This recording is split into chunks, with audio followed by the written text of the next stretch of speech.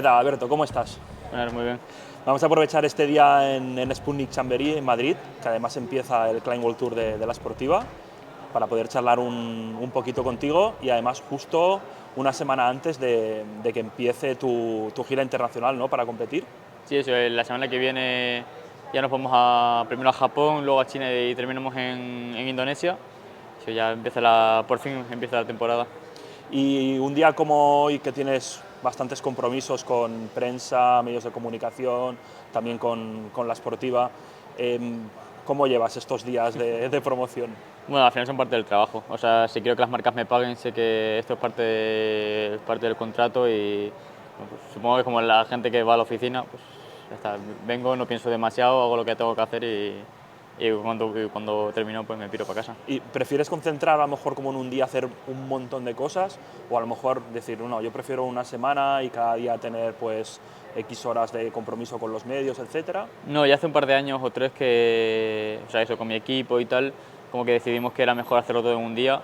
Incluso solemos hacer, por lo general, como al año, un día de prensa heavy, de hacer 20 y pico entrevistas. Y como que luego, evidentemente, van saliendo entrevistas puntuales, pero como que todo lo intentamos hacer en un día. También como para la rutina, no, o sea, es más fácil eso. Si lo hago, sé que ese día lo tengo que hacer, lo hago y ya no tengo que estar pensando, hostia, pasado mañana tengo una entrevista por la tarde, tal, o tengo que ajustar un poco el entrenamiento porque igual si no, no llego. O sea, lo hacemos todo en un día y nos olvidamos. Y esos días con esas promos así tan intensas, ¿te ha pasado algún día de decir, buah, estoy harto de responder esta pregunta? Sí, o sea, al final, sobre todo en la prensa un poco más convencional, las preguntas son casi siempre lo mismo. ¿Cómo te preparas? ¿Cómo te sientes? ¿Cuál es el objetivo? Cuando son los juegos, es todo enfocado a los juegos. Ahora, por ejemplo, antes de París era todo pues revalidar el oro, cómo llegaba bueno, también tenía que clasificar, cómo estás para clasificarte, o sea, era como un poco todo así. Pero al final, supongo que intentan hacer su trabajo lo mejor posible, yo también. Entonces, tiras, pones un poco de piloto automático, respondes y ya está. Y por el lado contrario, ¿alguna vez te has ido de un día promocional y has pensado, va, no me han preguntado esto y me habría encantado responderlo? No, pero sí que me pasa que cuando de repente te hacen como una pregunta un poco más personal o pues, o que se sale como un poco del guión normal, sí que es como que de repente es como, hostia, para esto sí que tengo que pensar. Pues ya no te sirve el discurso de siempre, entonces tienes que pensar y de eso sí que mola porque te saca un poco de la monotonía. Y ahora hablábamos y empezamos la entrevista diciendo que de aquí a una semana empieza tu gira internacional para competir.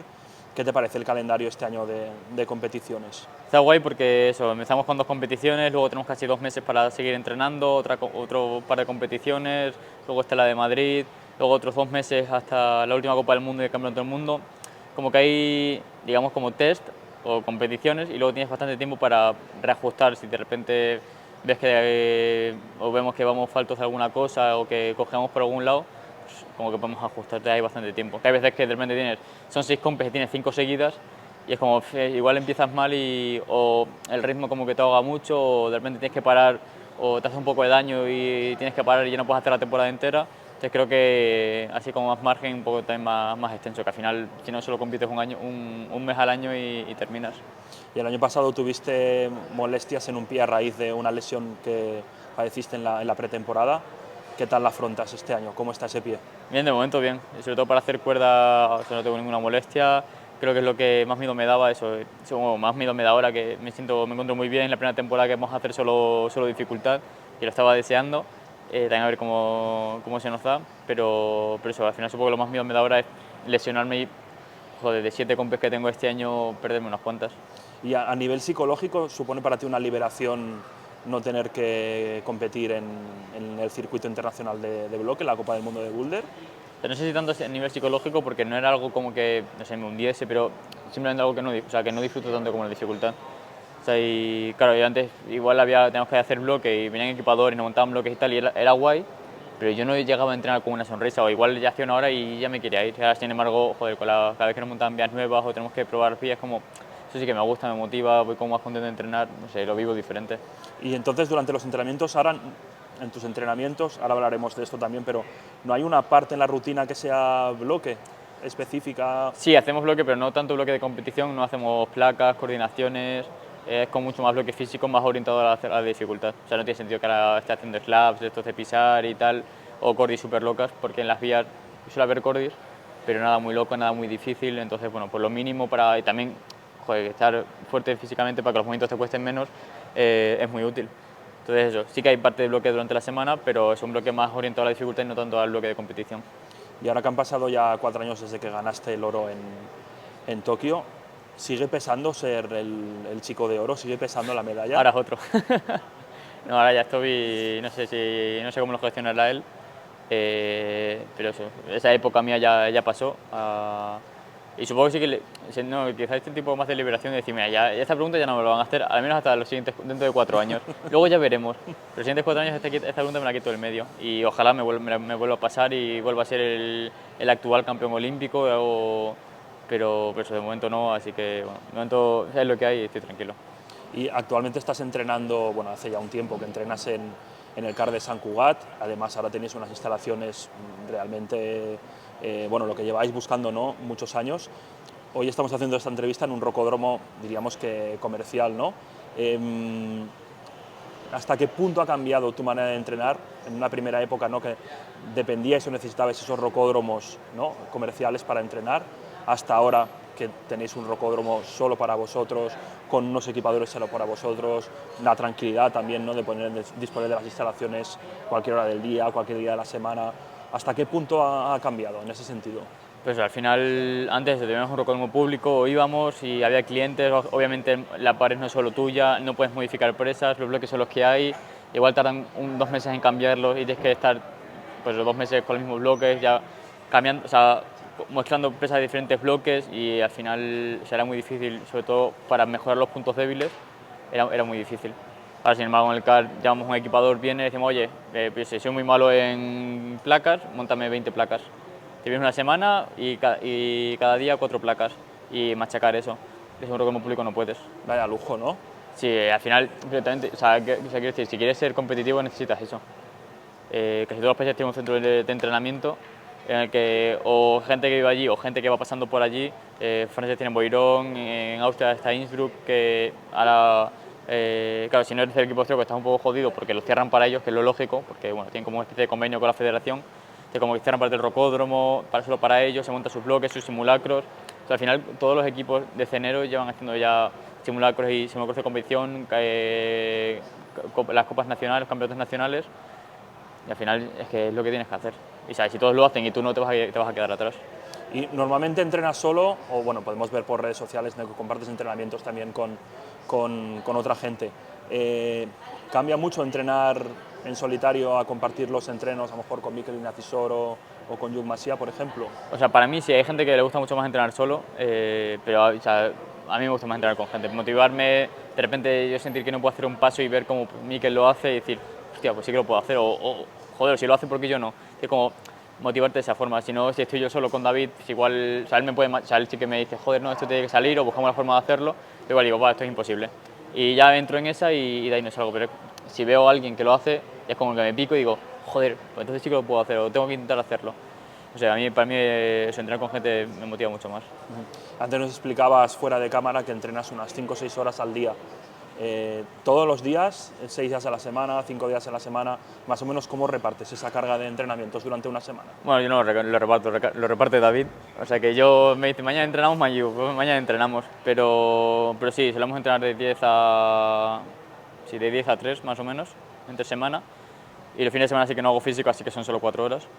Y luego también eso, ahora la pretemporada es más fácil porque estamos en el CAR, no hay que viajar, no, pero luego cuando empiezan las compras lo hacemos diferente. Pero eso, entrenamos 5 días a la semana. Y después durante la gira internacional, cuando empieza el circuito de competiciones, ¿cómo gestionáis los entrenamientos? Porque estáis muchos días fuera de casa. Sí, como podemos, o sea, al final eso, antes de China vamos a Japón, que las instalaciones son mucho mejores para hacer allí el jet lag y todo, que al final creo que con Shanghai solo hay una hora de diferencia. Para el OQS del año pasado lo hicimos igual y nos fue muy bien. Así que eso, aparte de Tokio nos gusta mucho, o sea, estamos muy a gusto allí, eso, vamos allá a entrenar. Después de competir en China, como allí podemos entrenar, nos vamos a Yakarta, porque en Bali tampoco hay buenas instalaciones, en Yakarta están un poco mejor las del equipo indonés. Entrenamos allí y luego nos ponemos. Al final son solo, igual tenemos que hacer 6 entrenamientos fuera, sí, diría que 6. O sea que tampoco es a un cambio tan drástico. Y este año hay en el calendario hay pruebas podríamos decir, como exóticos, al menos que no estamos acostumbrados a ver, ¿no? Como por ejemplo en Bali o en Curitiba, ¿no? En Brasil. ¿Tienes tiempo para poder disfrutar a lo mejor del país o de la ciudad fuera de los días de competición? No, que va a Bali, o sea, en Tokio sí, pero porque eso vamos a entrenar y es un rollo un poco diferente, pero a Bali llegaremos el día antes de competir para el technical meeting y al día siguiente nos iremos. O sea que, a no ser que tenga la suerte de no pasar rondas y tenga tiempo libre porque no tengo que competir, espero no tener tiempo libre. Y habían escaladores, competían hace años, como por ejemplo Ramón Julián, Pachu Sobiaga, Edu Marín, ¿no? Compañeros también que han estado en la selección española. Y en el caso, por ejemplo, de Ramón, a Ramón le gustaba escalar en roca entre las competiciones o incluso el día antes de competir. ¿Es algo que no sé si tú haces, te gusta, sabes si lo hacen compañeros tuyos o eso ya ha pasado a la historia y ahora el plástico es el plástico y la roca queda atrás fuera de las temporadas de competición? O sea, creo que ahora haciendo solo cuerda sí que es mucho más compatible porque al final no hay que dedicar tanto tiempo, o sea, no hay que dedicar tanto tiempo al bloque o no hay que repartir tanto los entrenamientos y al final pues si entreno en 3 semanas en rocódromo, sobre todo en pretemporada y el fin de semana me voy a roca como hemos estado haciendo con Mikel y eso, que hemos ido bastante a Santa Leña, a Montserrat, creo que está bien. Sí que es verdad que cuando se acercan las competiciones, sobre todo porque al final el flow es muy diferente, el ritmo de la escalada es muy diferente, sí que empezamos a derivar mucho más, tendemos a escalar solo en rocódromo y cuando termino las competiciones vuelvo a escalar en roca. O sea, al final eso, tengo casi que medio año de cada y por lo general suelo terminar en buen estado de forma, así que luego aprovecho y escalo en roca. Y ahora hemos visto, por ejemplo, que Brooke Raboutou, pocas semanas antes de empezar también el circuito de competiciones, ha encadenado Excalibur 9 más en arco, es la primera mujer que alcanza ese grado. ¿Tú crees que si los escaladores de competición, tanto los de bloque o a lo mejor que son polivalentes en bloque como en dificultad, y también los que están más centrados en la dificultad, si escalan más en roca, podrían como apretar o romper algunos límites que siguen habiendo respecto al grado y podrían subir como unos escalafones ahí muchísimo rápido? Porque Brooke ha pasado del 8C más a 9 más directamente, ¿no? ¿Ah, sí? Es una locura. O sea, eso no lo sabía. O sea, creo que sí que es verdad que la tendencia de los escaladores en roca, por lo general, no hay que tampoco generalizar mucho ni que nadie se enfade, pero ha sido como escalar en roca, no entrenar demasiado o entrenar lo justo. Y creo que al final esa disciplina o sí que los escaladores de competición entendemos mucho más a entrenar. Entonces, pues hay entrenamientos que diría que un escalador de roca no suele hacer. Entonces, pues se ve, o sea, ya que termina la temporada, se clasifica para los Juegos Olímpicos, luego se va a Ticino un par de semanas y hace el FEIN, o se va a Flatanger y hace BIG.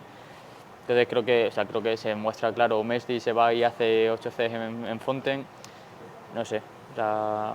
O yo, por ejemplo, que no escalo mucho en roca y salgo un fin de semana y hago 9A en el día. O sea, que quiero decir que no sé si para hacer 9C, que creo que sí que es más necesario estar trabajando y dedicarle más tiempo y mucho coger ese ritmo a la roca, ese feeling, el ritmo. O sea, a mí me pasa mucho cuando empiezo a escalar en roca después de competir, o sea, en mi cerebro el quedarme un canto a reposar, o sea, como que lo tengo que implementar, es como que de primeras no está. Llega un canto, digo, este es bueno, vale, sacudo 2 veces y sigo escalando. Es como, no, tío, párate, reposa, tranquilo. Entonces, como eso, hay que adaptarse un poco, pero creo que la transferencia del rocódromo a la roca es mucho más fácil. Y ese buen rollo, compañerismo que hay, por ejemplo, a pie de vía cuando escalas en roca, ¿no? La gente compartiendo betas, métodos o simplemente el día de escalada en roca. Lo hemos visto, ¿no? También en las competiciones, pero el mundo de la competición ha evolucionado mogollón. ¿Sigue existiendo o cada vez es más competitivo y eso de compartir betas a lo mejor durante una visualización o en la zona de aislamiento, sigue existiendo o va cambiando y a lo mejor se está igualando a otros deportes? No sé, yo creo que los que estamos ahora, que sí que tenemos como esos valores inculcados, al final yo por ejemplo con Potocar, que sigamos compitiendo juntos desde 2017 o 2016, casi cada semana hablamos, nos pasamos memes, hablamos de fútbol, de videojuegos, jugamos juntos al League of Legends, como, no sé, somos colegas. Entonces, no sé, para mí es algo como que no se debería perder. Por mucho que vaya a competir, es que por mucho que vayamos a estar compitiendo, yo no puedo hacer que él escale peor que yo, o él no puede hacer, o sea, depende solo de mí, porque voy a tener mal rollo con los otros. No, para mí no tiene ningún sentido, igual que lo de compartir betas. A veces igual pego de ser demasiado tonto y digo los trucos que yo veo en la vía, pero o sea, para mí la escalada es eso. Y hay gente que sí que a lo mejor se guarda los truquitos o no, más o menos todo el mundo comparte ahí. No, sí que hay el tipo que se acerca, que yo que sé, sabes que se te acerca y te pregunta, luego se va otro y pregunta, es como que va ahí recolectando un poco métodos, creo que lo hacemos un poco todos. Pero no sé, no creo que haya nadie que si le preguntas, igual el tipo de, "Buah, pues no lo tengo claro", no sé, pero hay un poco de picardía también, de que tampoco que sea tonto, pero, pero sí, no sé, creo que en general hay muy buen rollo entre todos, casi todos luego acabamos escalando juntos en roca o de repente que si los belgas se van con los franceses, los alemanes con los austriacos, no sé, creo que en general hay muy buen rollo entre todos. Y te hemos visto hasta hace poco escalando bastante en Margalef, bueno, también en Santa Liña.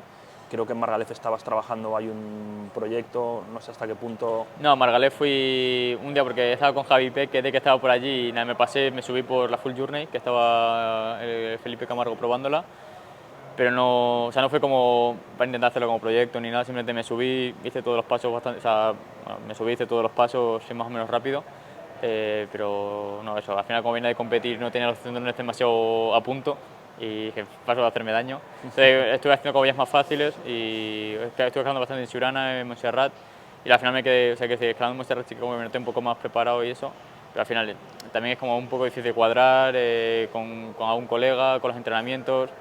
Nada, he escalado un poco menos de lo que me hubiese gustado, luego también tuve algunos viajes en noviembre, he escalado un poco menos de lo que me hubiese gustado, pero sí que me gusta como ir implementando más como en mi rutina la escalada en roca. Y te hemos visto escalando en roca deportiva.